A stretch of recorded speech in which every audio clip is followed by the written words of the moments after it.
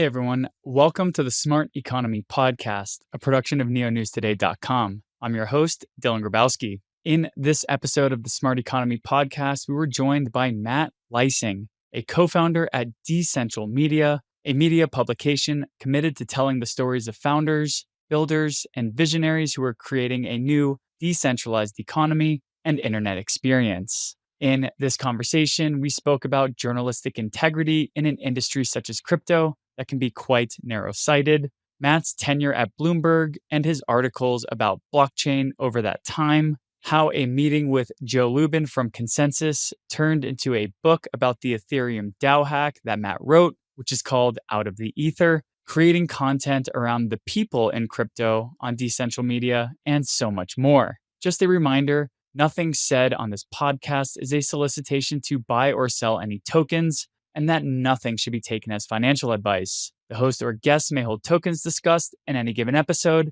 and you can check out a disclaimer on neonewstoday.com. With all that said, I really enjoyed this conversation with Matt, and I hope you enjoy it too. Hey everyone, welcome to the Smart Economy Podcast. Today we're joined by Matt Leising, the co-founder of DeCential Media, a media publication that's dedicated to telling the stories of builders who are creating the decentralized economies that we love and new internet experiences. I'm really psyched to have you on the pod today, Matt. How you doing? I'm great, Dylan. Thanks for having me. Yeah, I had a really fun time kind of digging around into Decential and seeing the media that you guys release. And to kind of jump into the conversation, I was really struck by the quality of what you do contribute to kind of like the broader blockchain media space. And it kind of reminded me of like why I'm here. I want to build I want to build objective, fact-based, non-sensational media for folks to consume. And I'm just curious from your perspective in a world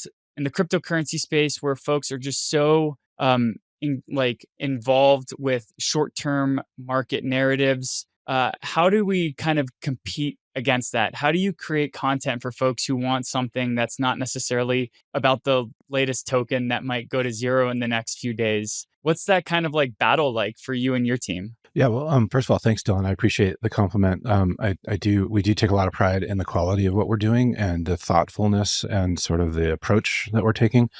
And that's sort of what was the genesis of DeCential with myself and my partner, Neil Berkeley, who is a documentary filmmaker. We both realized that we tell stories in similar ways. He read my book about Ethereum, and I watched some of his movies. Like he's got a fantastic documentary about Gilbert Gottfried and another one about Dan Harmon, who created Community and Rick and Morty. And we both tell stories in a very people-focused way. And I knew that when I was writing my book Out of the Ether, to explain Ethereum to folks, I had to like tell it through the characters, through the people who were actually there and who, like Vitalik, who invented it, and then Joe Lubin and all the other folks who came on board to create, once the blueprint was there, they had to build it, right? So it's a very complicated subject and can get really dry really fast. So I knew I had to really kind of humanize these folks and like make them into human beings with like worries and doubts and fears and excitement and greed and all sorts, all the great human shit that we like to, why stories grab us. And so that was the kind of the founding ethos, because we didn't think there was enough of that in crypto. And we knew that there were a million crazy, weird, fascinating, smart characters out there that we could be talking about and profiling and saying, hey, look, this is where the NFT world is coming from, or what the heck is a DAO? Well, if I can tell you about this person and make you care about this person, maybe I can teach you something about a decentralized autonomous organization, right? So that's always been the goal. We don't, as you mentioned, we don't write about prices. We don't write about shit coins. We're not out there like hawking this to folks who are just looking to make a buck. And that's intentional, but it's also kind of put us in a corner, I think, a little bit. I think we feel like we're a niche kind of publication in the space. You look around at our competitors and they do great work, but almost all of them have an education component or somewhere where it's like, learn about this, or, like, here's what coins are, where, and here they will have prices and they will have, here's an airdrop calendar or whatever. And so we are not doing that. And it's been hard because I did come to the realization not too long ago that the vast majority of people in this space, like at least the media consumers, they just want to know what's going up. They want to know what to buy. They want to get rich. And, I don't have a problem with that. That's fine. If that's what you want, out of crypto, you have dollar signs in your eyes, good for you. But I believe in the technology. I believe in the foundation of it and the underlying capacity for it to change the world or to continue changing the world, because I believe it already has changed the world. And so that's what gets me out of bed in the morning. That's what I really like. And so it will, though, I think, kind of cut us off at this point, at least in DeCential's sort of like makeup and what we're doing from a big majority of readers. And so that makes it harder for a media publication, because, we're relying on advertising, and we're trying to sell sponsorships, and we want numbers, to show people. But I think at the end of the day, if those numbers are, like, I'm very much okay with the numbers being quality over quantity at this point. So I guess to kind of like take a step back and to delve into how you came up with the idea to write the book that you wrote, which is dedicated on the builders of the Ethereum ecosystem in the very early days. You also have kind of an extensive background at Bloomberg News. So maybe you can interweave the kind of history that you've had in traditional journalism with this question as well, which is, when did you first hear about Bitcoin and or Ethereum? And if you're like me, I heard about it and then just thought, oh, that's nice, and didn't come back years later. And if you're not like me, or you are, what was your aha moment? And I'd really love to hear kind of like maybe even intersperse the thoughts and the concepts that your colleagues in a traditional financial publication might have had about the new and emerging networks and asset class as well. Story about blockchain in 2014 for Bloomberg News. And I had heard about Bitcoin before that. And like you, I had dismissed it. I didn't get it. I thought it was like ones and zeros. And I'm like, how could that be worth anything? It doesn't make any sense. But I eventually stumbled across an article that explained the blockchain and why this was a new technology that hadn't really been tried before. Things previous to that had been centralized, or just basically centralized, and could be manipulated by a bad actor. And there had been cases of that. But here was a decentralized, version of this new network that could secure Bitcoin and make it valuable.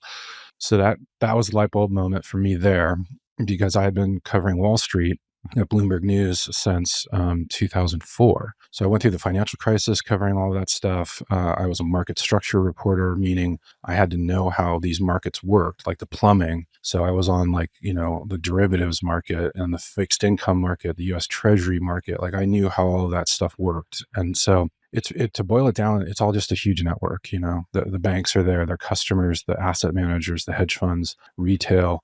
It's all just a giant network. The exchanges, of course, the custodians. So when okay, then what's blockchain? Blockchain it's just a network. You have nodes on the network, and they all, work in concert to continually update the ledger and the status, and they all have to agree, right? And then that's why it's so powerful. So the light bulb for there was like, well, if Wall Street as a network could get onto a blockchain kind of network where they're all connected directly to each other, then the efficiency gains would be immense. You would probably have a lot less mistaken transactions, because in blockchain, it's either your transaction is either approved or KO'd like immediately, and that's not the case in traditional finance. So all these things sort of made sense to me. And I started writing about it. And, the biggest thing I remember was just educating my editors. I tell this story briefly in the book about when I went to my editor and said, hey, I want to cover blockchain. He's like, great, what's blockchain?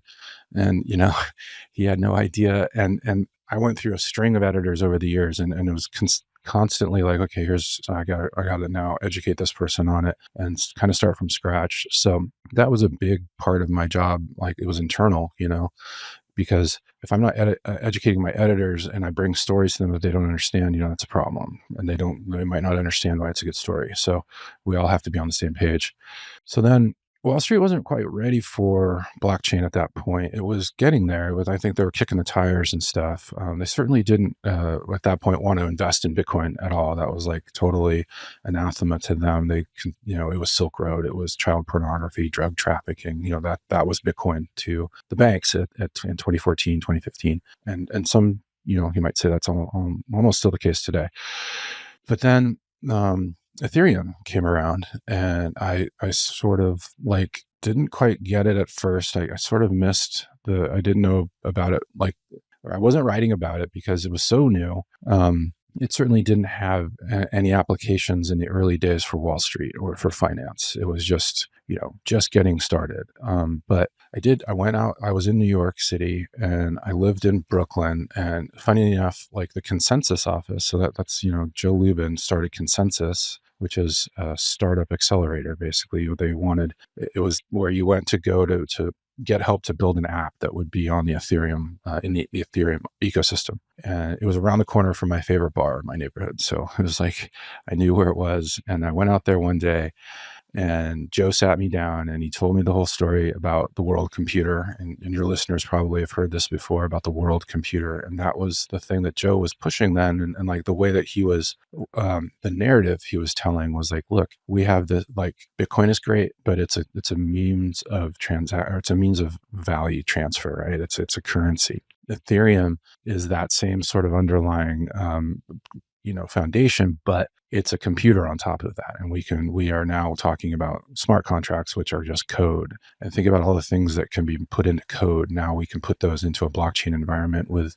this global network of validators underneath it, right? So that was like, boom, that was like really big for me.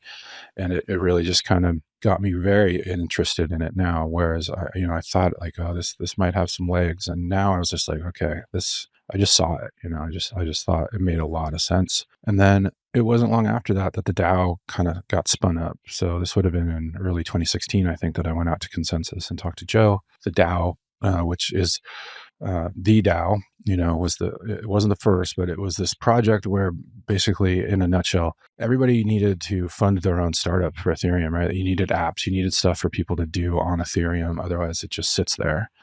So the DAO was this idea of a guy named Christoph Jentz. He was working at Slockit, which was a German startup, and he needed money, and he realized everybody else needed money. So he thought, like, why don't we just all pool it together into the DAO, into this one big pot of money? We can sell tokens, and then you get ETH.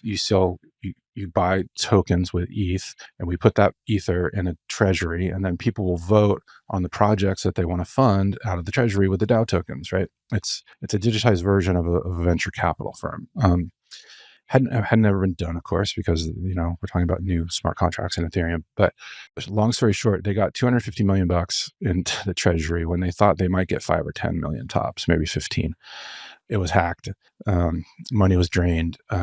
Nobody could do anything about it because it was a bug in the code, and the code can't be changed. It takes a lot of effort to change the code because it's already deployed and it's out in the public realm. So they just had to sit there and watch as like about $59 million just got stolen from them. And so I'd never seen anything like this. Like, it was just a fascinating story on so many levels. And it really just hooked me. And again, I was talking earlier about people.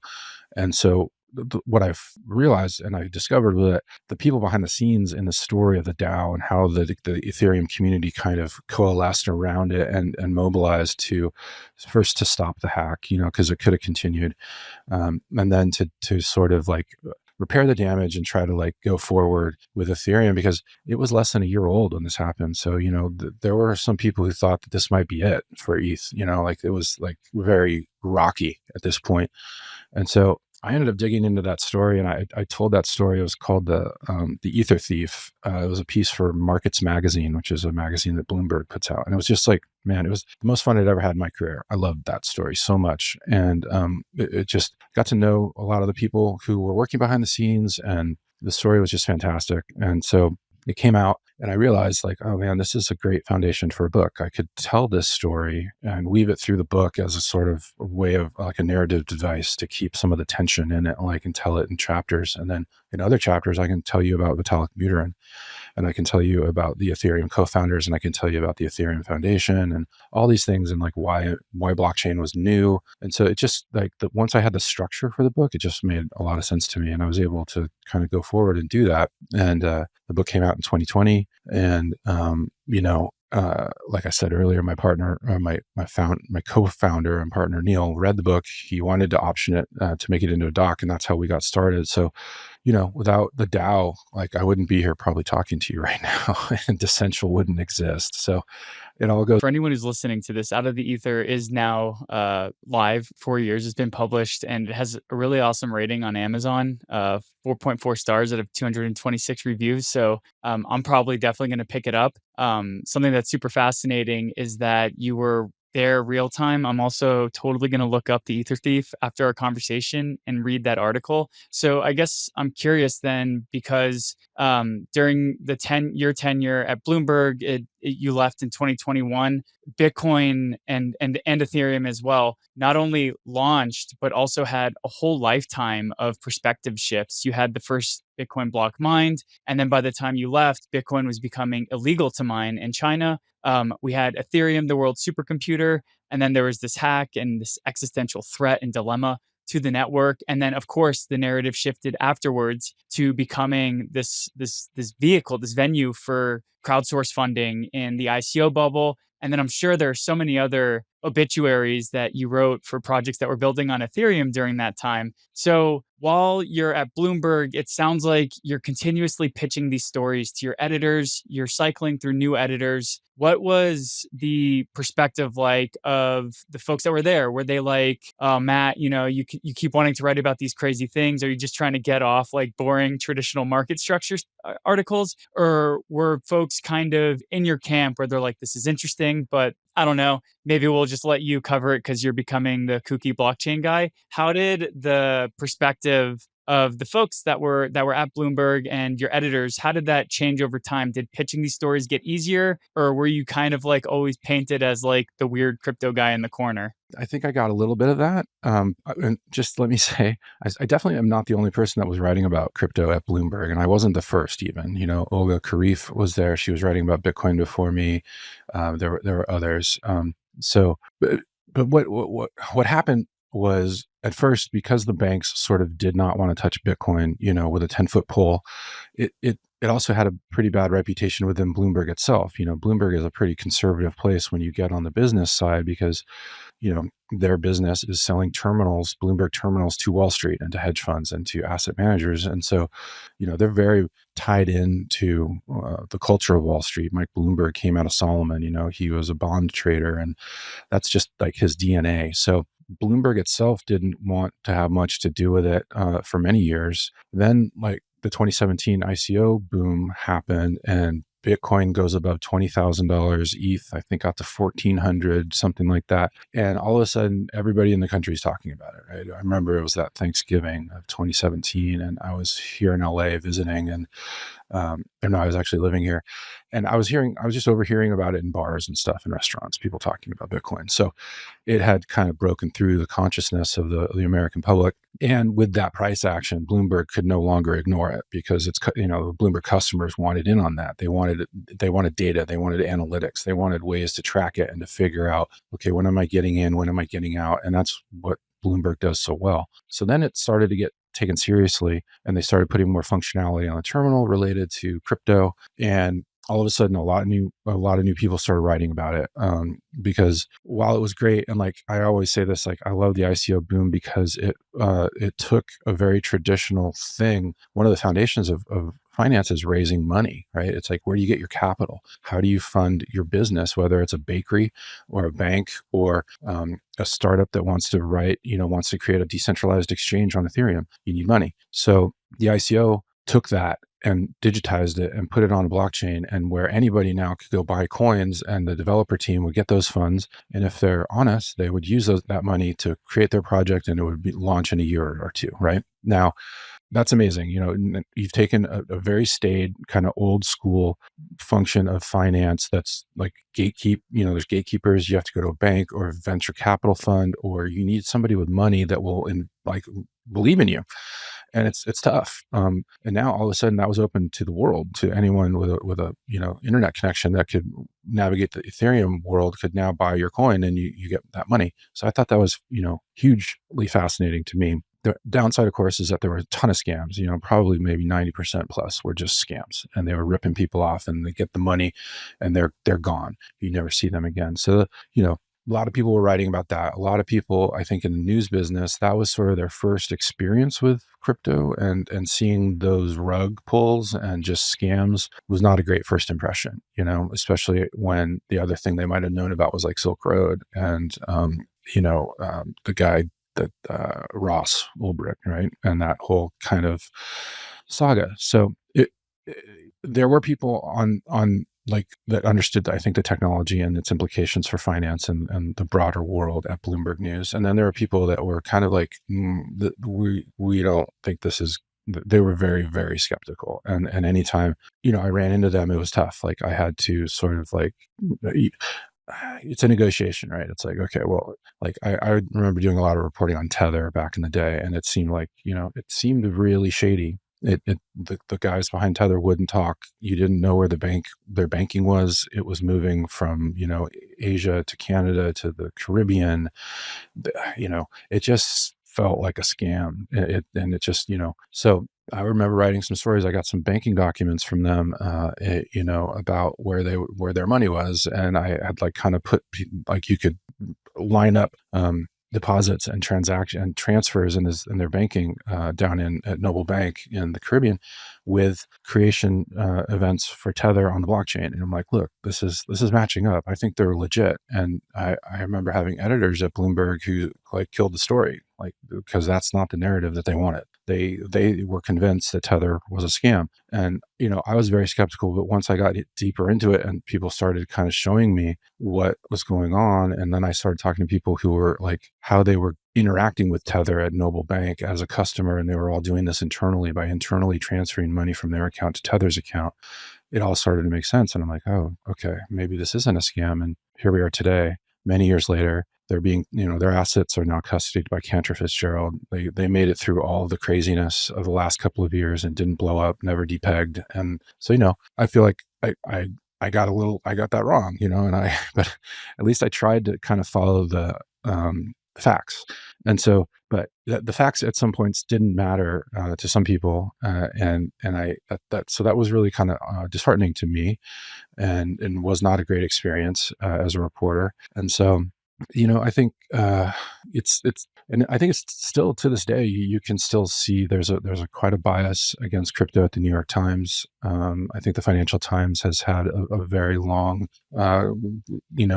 anti-crypto stance. And it's at this point, one of the things that, like, just to jump around here, I'm sorry, but like when now it looks like the Ether exchange traded fund is going to get approved, like that's it, man. That's like it. Like, that I feel like that's the battle should be won there, and like, this is not a scam. It's not going away. This is being accepted by the government as, a new asset class and something that is worthy of retail investments, through a 401k or whatever you want. And yet, I think there's still a lot of people out there that are doubling and tripling down on their stance that this is a Ponzi and it has no use case. And, so I've long written about this, and like, I'm tired of that debate. I'm just so tired, because there's so much information out there that you could use to educate yourself on it, and people choose not to. So that's kind of where I'm coming from. And it is a shame as a journalist to see my profession, parts of it sort of still have so much baggage around this that they can't get past it. But, one of the great things about having your own media company is I don't care about any of that stuff. I don't have to care about any of that stuff. And we're forging ahead and doing what we want to do. Something that I had one question I wanted to ask, but then you brought up kind of like the ETH ETF. And I'm just wondering if maybe this is one of those things that there's a forever permanent uphill battle. Because if you look at gold, gold's been around our entire lives, thousands of years. But like, if you go on the radio and you hear somebody espousing the values of gold, they're a crazy nut job gold bug. And people think they're crazy because, like, oh, the dollar is going to collapse and gold's the only thing that's going to save us. So are you afraid maybe that maybe like cryptocurrencies and digital assets get stuck in a bucket like that? And the fact that like only crazy nut jobs are going to be talking about the merits of crypto? Or is it something along the lines of the internet, where we fight it and fight it and fight it, and then one day we realize it's everywhere around us and we can't live our lives without it? I think it's the latter for sure. I wouldn't have kind of risked everything in my career and personal kind of like a little bit of my personal life, to jump in on something and create my own startup if I didn't believe that. We definitely have those folks in Ethereum and in crypto in general, the folks who think if inflation is going to, swallow the world and that the dollar will eventually fall and fail as a global reserve currency. I don't buy that. I don't think that's going to happen. I do think there are shifts going on. And I do think if you want to get into like the bigger picture, like the petrodollar has been, something that has been propped up since the 70s because oil can only be bought in US dollars. And so, that was a fantastic, brilliant way of like, after we took the dollar off the gold standard to sort of like keep the dollar like so important in the global economy. But that's going to have to change soon, I think, like with oil decrease, I just think, I feel like that has almost, it's kind of running its course and something else is going to have to come in. I don't know what that is. I don't think it's necessarily crypto. I always say to people that I think crypto is an alternative. It's not meant to, Bitcoin is not meant to replace the dollar. Ethereum is not meant to replace Wall Street. It's just meant to create an alternative for people who want to do things a different way, who want to organize themselves differently or have, more transparency and more kind of, I think they're more robust systems, to be honest. So I think what I am waiting for is the day when people are using crypto and they don't even know it. When it's on the back end, and it's a bit of a cliche. I hear that a lot, and I say it myself probably too much. But you don't need to know how the internet works to have a smartphone. You don't need to know how GPS works to use Google Maps and all that stuff. So that when we get to that point where blockchain is in the background and it's unlocking things that have not been possible before, then and people things that people want, because you need to want it. You need to want to participate here. And so I think in the realms of like art and music, I think that those might be certain inroads where you suddenly can have a much more direct relationship with an artist you like a musician, where blockchain is involved because now it's kind of like peer to peer. It just happens that maybe your peer is Taylor Swift or something. And by interacting with her and by owning some of her NFTs, you can get into a special lounge at her show in LA, and there's all these things that are unlocked here where people don't necessarily need to know that it's blockchain and that it's an NFT. They just need to know that they press this button on their phone and they have the thing in their wallet. And so not to get too much in the weeds, but I feel like we're definitely moving in that direction. And I think that's when it's going to be like what you said, where it's the internet and it's just everybody accepts it and it's just a part of our lives. Nice. Thanks for walking down the side street with me. I did want to ask before this kind of like line popped into my head based off the ETH ETF. So you mentioned that you knew where Consensus was located in New York because it was right around the corner from your favorite bar, and you got to meet Joe Lubin. And that kind of like got the gears going because you got to sit down with like one of the head honchos, one of the quote unquote founders of Ethereum. And you also mentioned that there was an uphill battle at Bloomberg sometimes with what you could and couldn't cover. You would pull the thread and you would find a story and you would be told to cancel it. So I'm curious if what came first for the motivation to write Out of the Ether? Was it that you were meeting interesting individuals and you were able to have this pipeline to folks who were in the know that you could draw a story out of? Or was it that this is now your opportunity to do your own thing and to tell a story that you were uncovering and that you wanted to tell in your own way because your profession, the folks that hired you, weren't allowing you to do that with other stories that you were uncovering? Yeah. Well, so I had very few stories killed at Bloomberg. That one I told you about was a kind of a rare example, but it still, is upsetting as a journalist because you don't want that to happen, especially when you think this story is true and it's getting killed for reasons that aren't really valid in that regard. So I just want to say that. The reason I wanted to write Out of the Ether was because after the magazine story came out, everybody who I'd spoken to and the sources I had used, they really liked it, So I think I got some credit for that story, and other people who wouldn't talk to me for that story kind of came to me when I started asking around about the book, and they said, "Okay, yeah, I will. I'm happy to talk to you." And guess what? I have a treasure trove of documents that I'd love to share with you, and like all this great stuff that I hadn't had access to for the magazine story. And also I wasn't, that wasn't kind of the purpose of the magazine story. It was a very focused story on the hack and what the folks did behind the scenes to sort of combat the hack. So that was, that's what I wanted to do with the book. And also remember, this story hadn't been told back then. Like I was not the first. Like Camilla Russo's book, Infinite Machine, came out a little bit before mine, and then Laura Shin's book came out after mine. But before that, like I think people knew the story. It had been written about, of course, but nobody had like written a book about the history of this and like where it came from. So that was what I wanted to do, because I mean, I've been telling stories and doing reporting for more than 20 years. And I swear to you, this story it had everything. And I knew, and having it all be real and like a lot of it happened in the public sphere. Like I was able to pull from Reddit threads and tweets and all this stuff that's still out there. Like people were responding and reacting to what was going on in real time. And I mean, just the fantastic nature of it, and the fact that it was all true, and that this cast of characters was so fascinating and turned out to be so generous and with their time with me and wanting to help and wanting the story to get out there and wanting it to be done well.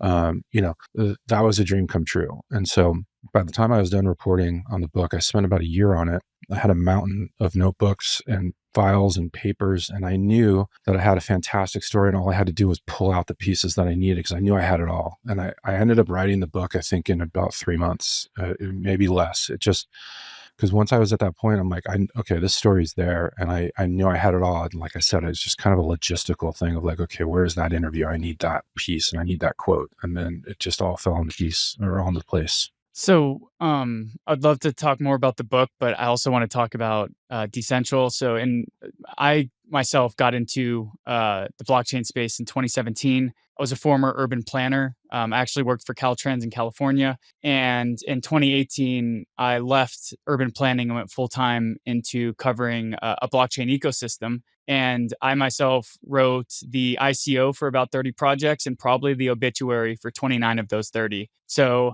I'm just curious, like, as you've done your time at Bloomberg and now as you've done your 3 years at DeCential and counting, what is the kind of way in which you guys decide what to make movies about, make documentaries about, make podcasts about, write about? Is it kind of like the dog wagging the tail or the tail wagging the dog? Because we have so many different narratives. In 2017, it was the ICOs. In 2020, it was DeFi. 2021, it was NFTs. Last year, it was the institutions are finally coming, after I've heard that my entire 6 years that I was in crypto. So how do you guys kind of choose what to cover and what to create content about? Is it like prevailing narratives that are currently in the market, or do you focus on something else? Is it really more on the person and what they're working on, or is there a combination of the two that you use to kind of like guide what is created next? Yeah, I think it's a combination of the two, but I think the more heavily weighted factor is the person involved. The people, like I said at the beginning, we really want to be focusing on the people and making them human and three-dimensional, so that then we can explain some more complicated things to you, like account abstraction, like a new wallet that's based on smart contracts. Like that's not a great topic to delve into, but if you've got somebody who's quirky and weird and they're really excited about this, and you can kind of use them as a foil to get in and talk about this, then that's what we do. The other thing I'd say is that what I've done with the editorial side of DeCential is I've got different reporters all over the world, and one of them is writing about where music and Web3 intersect. One of them is writing about entertainment and Web3 and where they intersect. I've got somebody in New York who's writing about politics and regulation and Web3.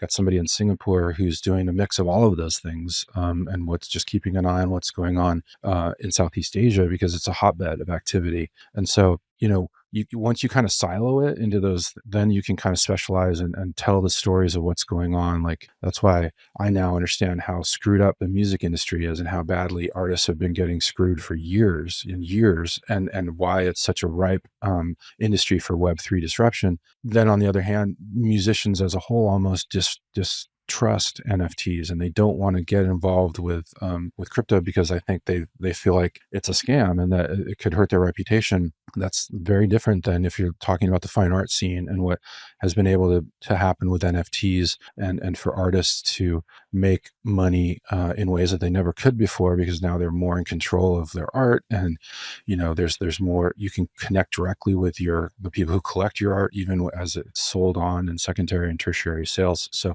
that's really kind of upended the fine art market.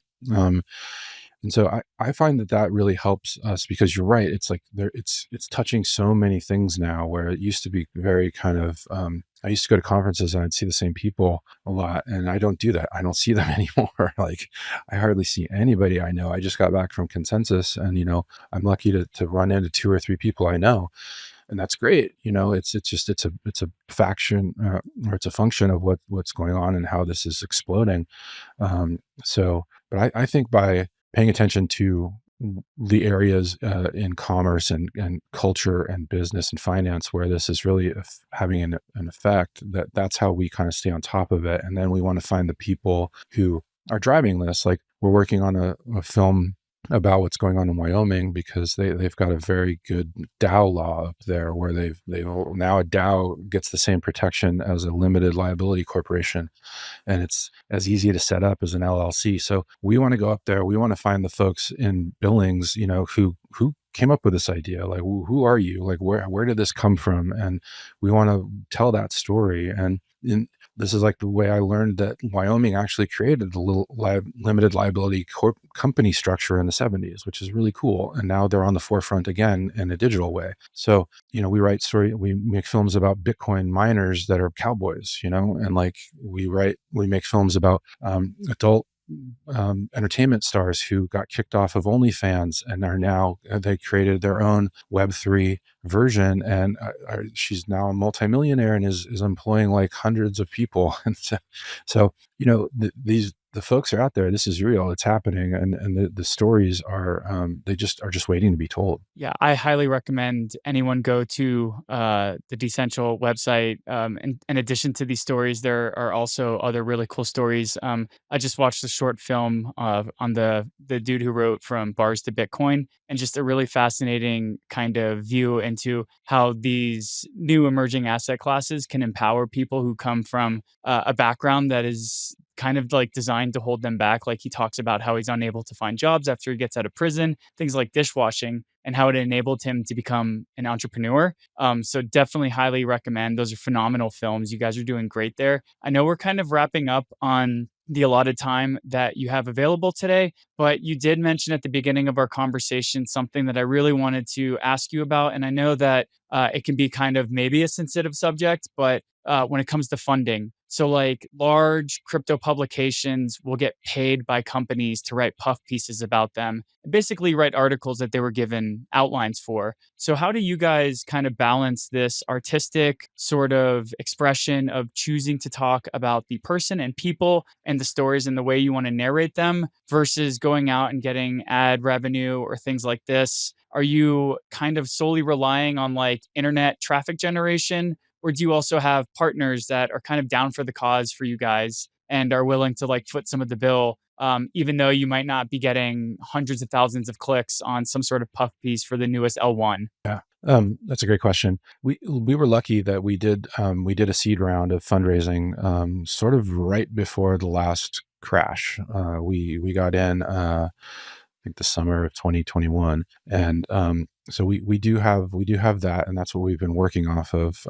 We are, focusing on growing our audience and growing, because we are looking for advertising. We are looking for sponsors for films, sponsors for the website, and it is hard. Because I think we're not being sensational, and I think we're treating this seriously with kind of like approach that I think it deserves. Like I said before, I think that kind of puts us in a niche category. But my hope, is that there's room for us. There's room for CoinDesk, there's room for Cointelegraph, there's room for The Block, there's room for DeCential. We all are doing somewhat similar things, but in different ways. And I think at this point we're still completely independent. We don't, have advertising. We are completely journalistically independent. We are owned, majority owned by myself and my partner Neil, and so I like that because there are sometimes when in crypto the appearance of sort of impropriety or of conflict of interest can be enough to kind of like cast doubt on folks. That's the way journalism is in general. It's just the appearance of something is enough for a lot of people to make them think that you're in the bag for somebody. We don't have that, and I'm not saying that others do, but I do like how we are independent and we are making all of our choices ourselves, and all of our editorial decisions are entirely done by us with no outside input. So that's whether we can continue that way, we'll see. But I'm hoping that I think there's a new foundation in here in the market with the ETH ETF seemingly moving forward, and the seemingly agreement among regulators in the US that ETH is not a security and that it is an asset class like Bitcoin. I think that, to me, could put in a very strong foundation so that our upward trajectory is sort of more like just a slowly rising line rather than a roller coaster, way up and then way down kind of thing that we've seen in past bear cycles. And so, kind of wrapping up, what's next on the roadmap for DeCential Media? You mentioned some docus that are on the way, and kind of tied into this question also, who are the folks that you're looking to collaborate with? Are you looking for other filmmakers, other writers, other podcast hosts, guests? What's just kind of next on your radar in terms of both those? Yeah, we're just going to keep doing what we're doing, making new films, making, writing new stories every week. We tend to put out 4 to 5 stories a week. Films take a little bit longer just because of the production concerns and all of that. We are looking to partner with folks in the distribution of films. That is one area where I think in filmmaking, Web3 has had a lot of positive impacts, like from fundraising, where you could sell NFTs or sell coins, to raise money to then go and make your film or your project. And then you can do all of that. But once you get to the point where you want to distribute your film, you hit a wall where there's Netflix and there's HBO and there's, Twitter. And these are all centralized non-Web3 entities. So we're hoping to find folks who are working on that as a decentralized distribution in the sort of Web3 ethos for the films we're making, since that just feels right to us. That's still, I think, early days, but there are folks out there who are working on that. And we're just, hoping to grow and to get to a point where we can start monetizing and keep this going, because I think what we're doing is important work, and I think our competitors are doing it, but they're not, I think, as focused on it as we are, and I've been proud of that, and I just want to try to maintain that standard going forward, and hopefully this bull market is a long one and can kind of really cement some of the things, some of the better parts of this industry, so that they have a better foundation going forward. And last and final, hopefully short question. Do you wish that you left Bloomberg and launched DeCential Media sooner? No, this was the right time. The universe kind of conspired in a few different ways that it just was, it was the right time. And Neil, we found each other, and my book was a part of it. And so I think that all to me just said this, I was given a very strong signal. And I think I just had to have the faith to take the leap, which I did. Well, to anyone who's listening out there who's thinking about jumping ship in the industry they work in now and want to go full-time into blockchain, Web3, crypto, whatever your flavor of describing this industry is today, if the universe is saying go for it, go for it. Matt, thank you so much for taking the time to join the podcast. I love what you guys are doing at DeCential Media. It's quickly going to become a website that I check multiple times a week just to see what's going on, and I'm probably going to consume all the videos that you release. So thank you for you and your partner for what you guys have created, and kudos to all the content creators that you're collaborating with. I love the podcasts, the articles, the movies, and just keep on doing what you're doing. Thank you so much, Don. It's really been a pleasure. Had a really